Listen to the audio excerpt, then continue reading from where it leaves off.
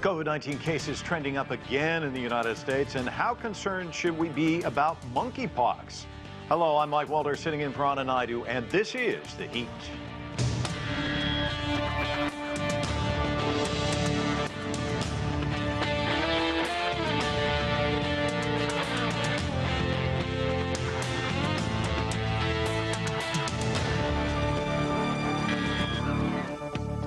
The death toll from COVID-19 in the U.S. passed the 1 million mark earlier this month. And as a reminder that the country still has a long way to go in battling the pandemic, there has been an uptick in the number of new cases and hospitalizations over just the last few weeks.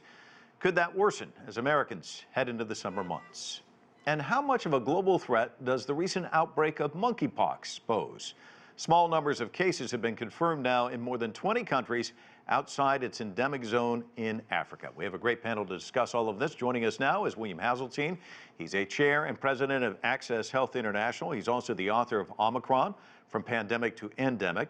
With us, too, is Dr. William Schaffner. He is a professor of medicine in the Division of Infectious Diseases at Vanderbilt University's School of Medicine in Nashville, Tennessee. Also joining us is Dr. Peter Chin Hong. He's a professor of medicine and an infectious disease specialist at the University of California, San Francisco. And with us here in Washington, D.C., Dan Raviv. He's a journalist and columnist for Newsday. Want to welcome all of you to the show. And let's start in Connecticut. William, I was just in Miami and someone was joking with me, well, we never had the COVID down here. In fact, we've gotten really good in the last 2 years of just simply ignoring it, acting as though it never happened. And I think it's not just something confined to Miami. We're starting to see this all across the country where it's out of sight, out of mind. People have fatigue. They want to just simply ignore that it's actually out there. But we're seeing these spikes that we described. Can you just talk about that landscape and your fears as a result of what we're seeing? Well, I think you've described it very accurately. I think it's almost everybody's experience, whether they're here in the United States or in Europe or many other places. What we're seeing is a very steep rise in the infections. The numbers are well above 100,000 officially. Sometimes it's close to 200,000. It may be as many as 1 million people a day. Now, people are discounting the long-term consequences, but that's a mistake. There's something called long COVID. And many, many people, up to a third, suffer some consequence, but perhaps 2% to 5%, it appears, may suffer life-altering events. Those include brain damage, so severe you can't work, chronic fatigue, so severe you cannot work, and damage to multiple organs. Now, if about 200 million Americans have already been infected, which is about the right number, that's between 4 and 10 million people already likely to suffer life-altering disease. This is not a virus you want to catch.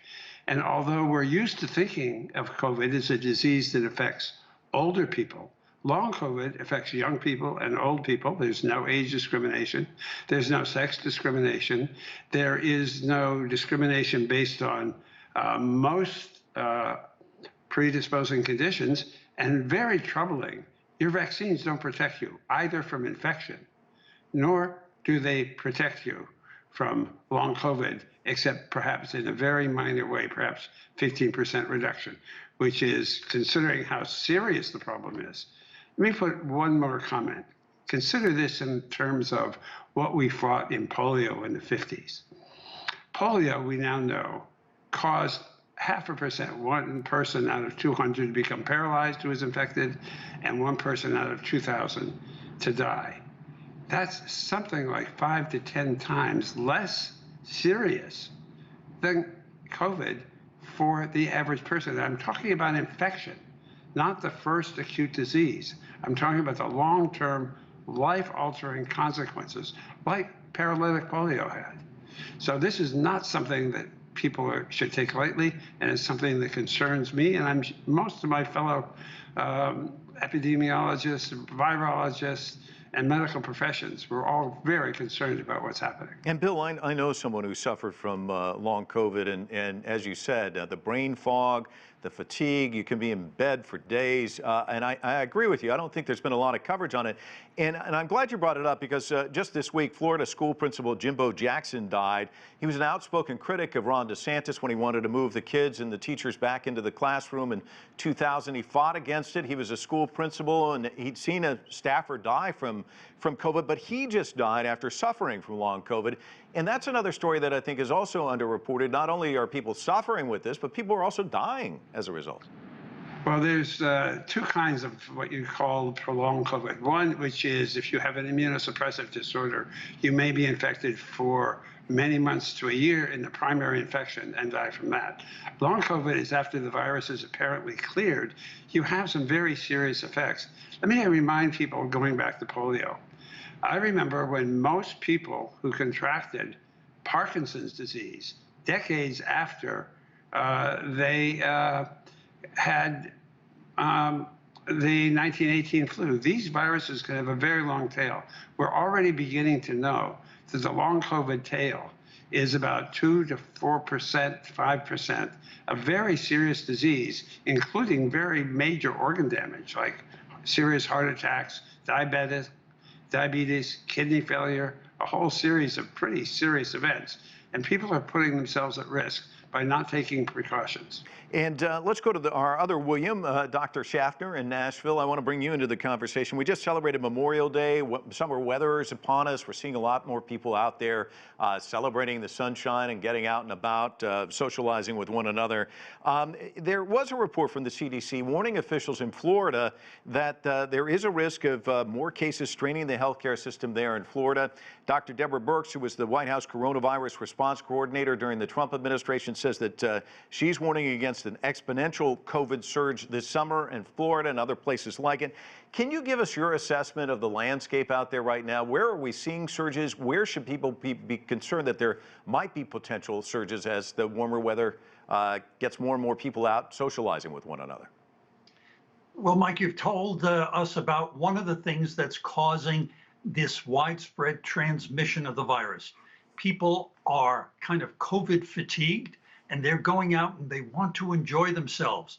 They want to gather again together. They want to visit grandma and bring the grandchildren along because grandma hasn't seen them for 2 years. They want to go back to houses of worship, to restaurants, to concerts, and the like. So people are gathering together, whether indoors or outdoors, in larger groups. And the second thing is that we have these variants, Omicron and its subvariants, that are so extraordinarily contagious. These variants have the capacity to infect not only well-vaccinated people, but also people who've recovered from COVID. Now, mind you, if they infect those folks by and large, they'll only produce relatively minor so-called infections. But that still provides an opportunity for these viruses to spread. And in their contagion, they will seek out people who are unvaccinated, partially vaccinated, people who are older and frail, people with underlying illnesses, and particularly people who are immune compromised, those folks who couldn't respond optimally to the vaccine and are at risk of more serious disease requiring hospitalization. So we see this widespread now numbers of cases finding folks here and there who have not been vaccinated, as I said, or are only partially protected by vaccine. Those people are now finding their way into the hospital, I'm afraid, and we're seeing blips of hospitalization rise here and there as these viruses spread. So we're moving from pandemic, where the healthcare system was just blocked out with COVID, to now a circumstance where we're trying to develop some sort of truce with this virus. What can we do to contain its spread and protect ourselves? And as Dr. Heseltine says, first of all, we all know we should be optimally vaccinated, and we can talk about that story going forward. And the other is the CDC has reminded us we should continue to be cautious. all those folks at the very least, whom I mentioned, who are at risk of more serious disease, put the masks back on if you've taken them off, particularly when you go indoors to group activities, even to the supermarket. Protect yourself as well as you can, and you may, if you're in those high-risk groups, want to do some social distancing. You may want to sit at the back of your house of worship, away from others. Perhaps not go to that restaurant. Rent a movie rather than going to the movie. I know these things are difficult, but the virus, again, as Dr. Heseltine says, is a nasty virus. And Peter, I love the word truce. I know that I've interviewed you several times, and I know you've asked for a ceasefire over and over again from the virus, and it has not complied. The New York Times tracking the numbers in the last 14 days, 20% spike in hospitalizations nationwide, a 22% jump in deaths. What's the lay of the land there in San Francisco right now? So San Francisco, Mike, is seeing an unbelievable increase in cases, and we've seen levels really, really high here. We're #1 in the state right now, which is really crazy because San Francisco is a place that was a virus sanctuary for much of the pandemic. But of course, like the Williams said, these are very, very highly transmissible variants. And as San Francisco opens up like everywhere else, people who protected themselves for so long, may have gotten vaccine more than a year ago, are finding themselves at risk for getting infection. But on the other hand, hospitals are doing pretty decently right now. We're seeing a slight uptick, but nothing like in January. You know, Peter, I got to ask you about this piece in the San Francisco Chronicle. They're out with an investigative piece showing that they've done research, and they say that it suggests that we may never know the true toll of COVID in California. They say that the deaths probably underreported by at least 20,000. Is that how you see it as well? I mean, will we ever know the full dimensions of this pandemic? We'll never know the full dimensions of this pandemic, Mike, for several reasons. First of all, misclassification early on because we didn't have diagnostic tests. I remember when people were saying, oh, remember this person who died of, lung injury, but, in the right timing before we had widespread availability. Could we go back and then, see if that person had COVID? And chances are that we didn't have those specimens. Secondly, there are all these ripple consequences that have been somewhat documented in terms of, lack of access to preventative care, cancer chemotherapy, heart disease, lung disease, strokes that have been misdiagnosed or not gotten care. And I think that is also another consequence. And of course, there are a whole host of this. When you put it all together, the toll is really breathtaking. And Dan, this is not just a health story, it's a business story in many respects. We've seen the economy kind of racked by COVID over the last couple of years. We saw thousands of flights canceled this week, and a Delta spokesperson said a lot of the normal reasons, weather and air traffic control, but they also acknowledged increased COVID cases among their employees and people calling out sick. They couldn't staff them, they had to cancel some of the flights. And this is the same airline, Delta, which applauded the lifting of the mask mandate on flights, saying COVID-19 had transitioned to an ordinary seasonal virus. Are the airlines paying a price for trying to jump the gun in this respect? And will passengers be paying the price where they may have missed flights or, in some cases, actually catching the virus? Hey, Mike, it sure looks that way, that the airlines might have jumped the gun. Let's put it this way. I'd rather take my medical advice from the doctors who are on your broadcast right now, rather than from an airline or other businesses that were anxious to get back to business. We understand it from airlines, hotels, restaurants, of course. They celebrated when cities, counties, state governments decided that folks don't have to wear masks anymore. It's up to people themselves to decide. And it seems to me that usually it's a minority of people who wear a mask. I was at a supermarket here in Washington, D.C. I was among the very few who wore a mask inside. People want to feel like it's over. They want to feel free. They've heard some of this. It's in the newspapers. It's on the websites that there's an increase in the number of cases. Many people, most people, of course, have been vaccinated, 1 or 2 or 3 or sometimes 4 shots. But then there are the troubling facts, as your medical experts will say, that even if you've been vaccinated, you still can get it and might suffer long COVID and might pass it on to others. But as a business story, I just felt that American business wanted to reopen. There's no stopping it. It's what American people wanted, but it's dangerous. And Bill Hazeltine, let me just throw those three words out there because I want to get your thoughts about these three words. Ordinary seasonal virus. That's definitely downplaying the coronavirus, which I guess, you know, if you want your business to spike, that's the best way to go about it, but it's not necessarily the most important way of conveying to your passengers the dangers. I know last time I spoke to you, you said if you're getting on a flight, wear 2 masks. Talk to us about, you know, this downplaying, businesses trying to get their employees back in the office. And do you think that because of what's happening with some of these airlines, that maybe these businesses will revisit that idea? Well, you asked me for comments on 3 words. There's only one of those words that's correct, and that's virus. This is not an ordinary virus. We've talked about the acute phase and the long phase of this disease. We've also talked about the fact that this virus will blast through all of our vaccines. And I can tell you one other fact, a personal fact, because I was infected by COVID on Friday. I've had not only 5 vaccines, I've had the protective antibodies, and the virus got me anyway for the one event I attended in 2.5 years. One event. Everybody had been vaccinated. I got it, and a bunch of other people got it. 5 vaccines and protective antibodies. Evusheld. Virus went right through it. This is not an ordinary vaccine, nor is it seasonal. Is this the winter where we're talking about? No, we're talking about summer. It's 91 degrees in Connecticut today, and there's more virus around than there has been for a long time. It looks to me, and this has been a surprise because I've looked at other coronaviruses pretty carefully.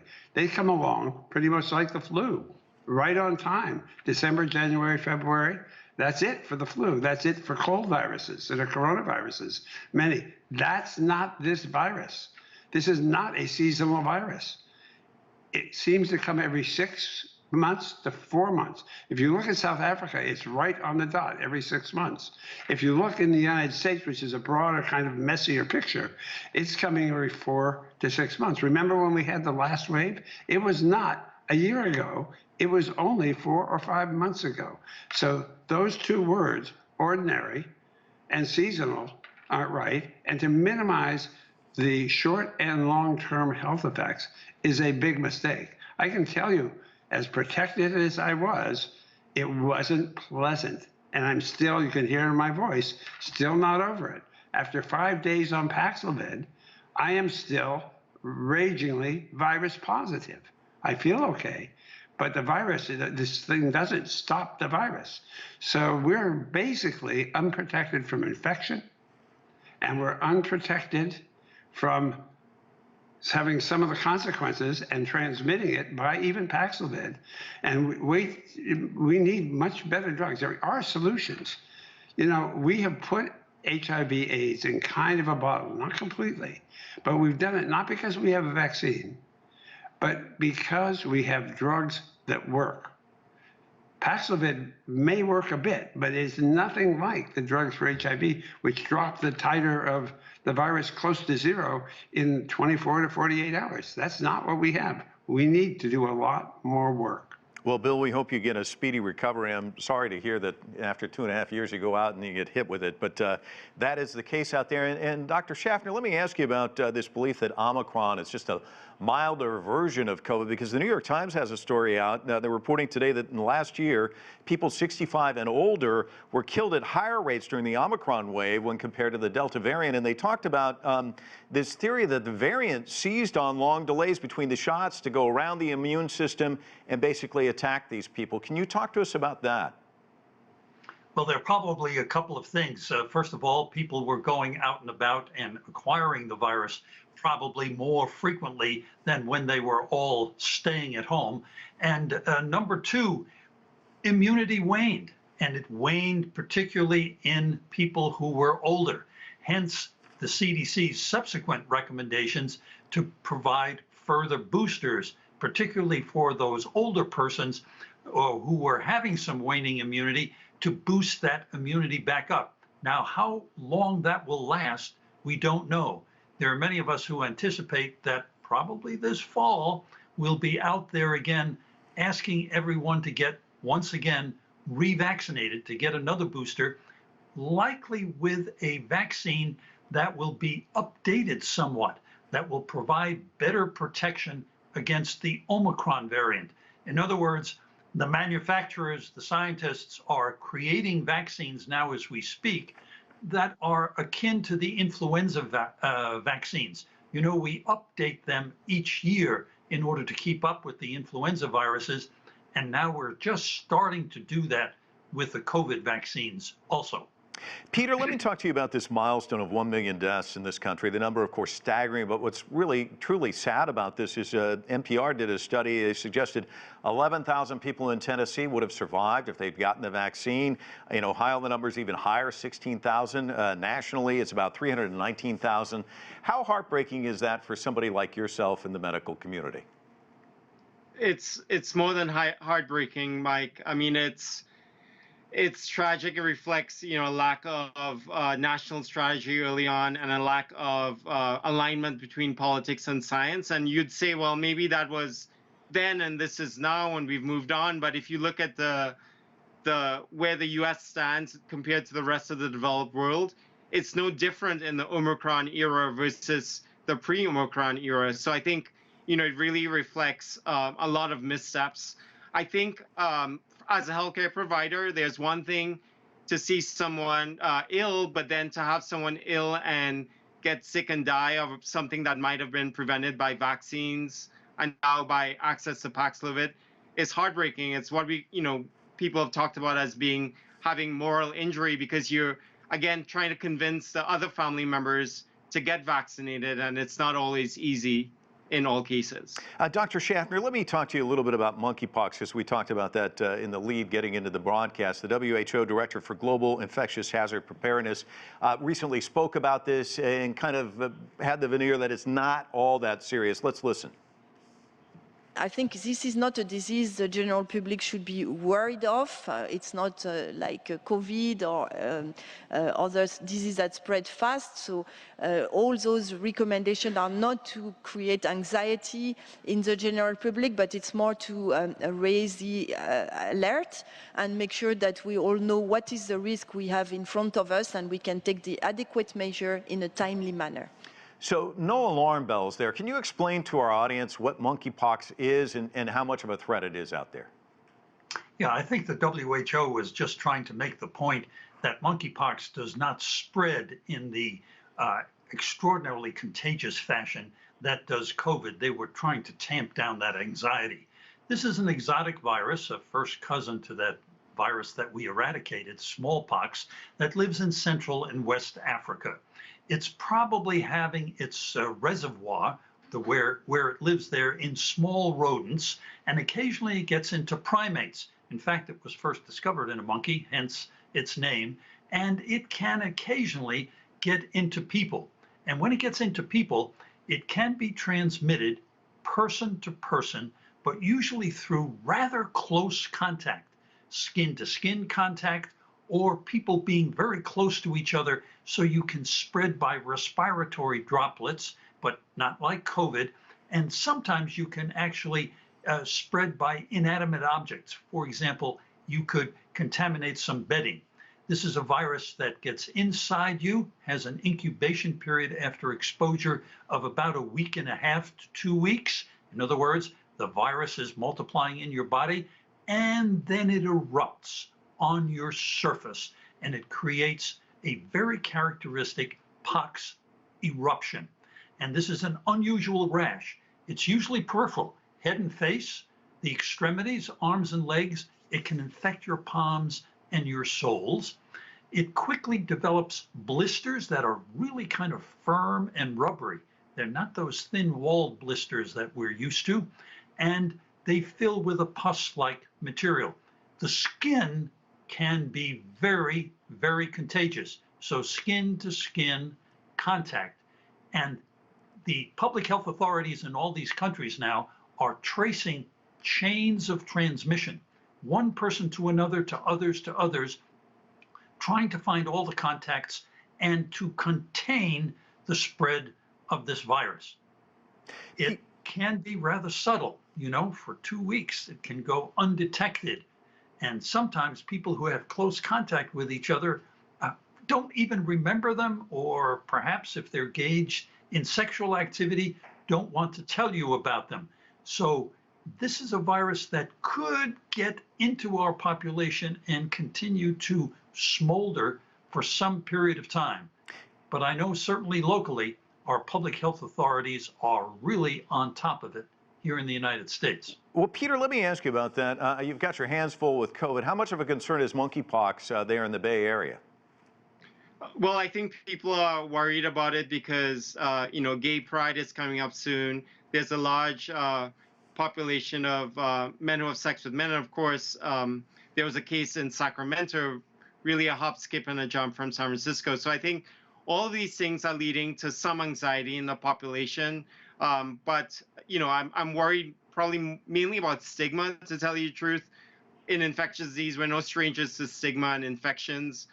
There was HIV, Haitians, hemophiliacs, gay men. There was COVID and people of Asian descent. So I think that's something that's on top of people's minds as we begin this dialogue and as we try to unearth what's going to happen when the dust settles with monkeypox. Dan, let me ask you about how the Biden administration is navigating all of this, because they've got their hands full with inflation and, of course, mass shootings, and now you've got COVID and now monkeypox. How are they handling all of this? Well, I'd say it has to do with the competence of the administration. And, of course, everyone who works at the White House knows that this November there will be midterm elections for Congress. The Democrats are concerned that the Biden administration doesn't look like it is competent on the subjects that Americans really care about, and the first one does seem to be the economy and inflation. And in fact, public opinion polls suggest that COVID and monkeypox are way down the list of public concerns. Yeah, to that extent, American citizens want to get back to normal. So the White House is trying to look like we have our eye on everything, we're giving advice, but frankly, people, I hear it all the time, they don't trust advice from the federal government now. They think in the past 2 years, a lot of it has been confusing. Dan, we're going to have to leave it there. I want to thank all of our panelists. It's been a great discussion. Thanks so much. And that's it for another edition of The Heat. Thanks for watching. Please join us again next time.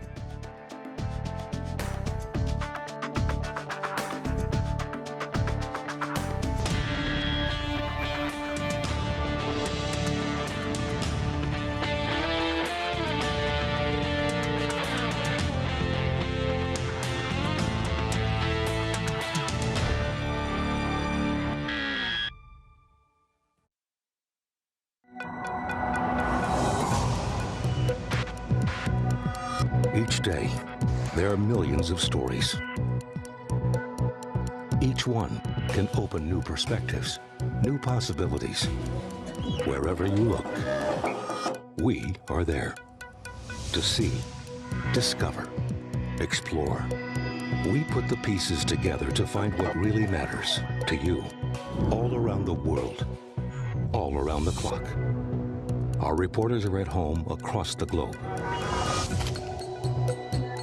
From our headquarters in Beijing and production centers in Washington, Nairobi, and London, China Global Television Network. Stories from across the globe, reaching people across the globe. CGTN. See the difference.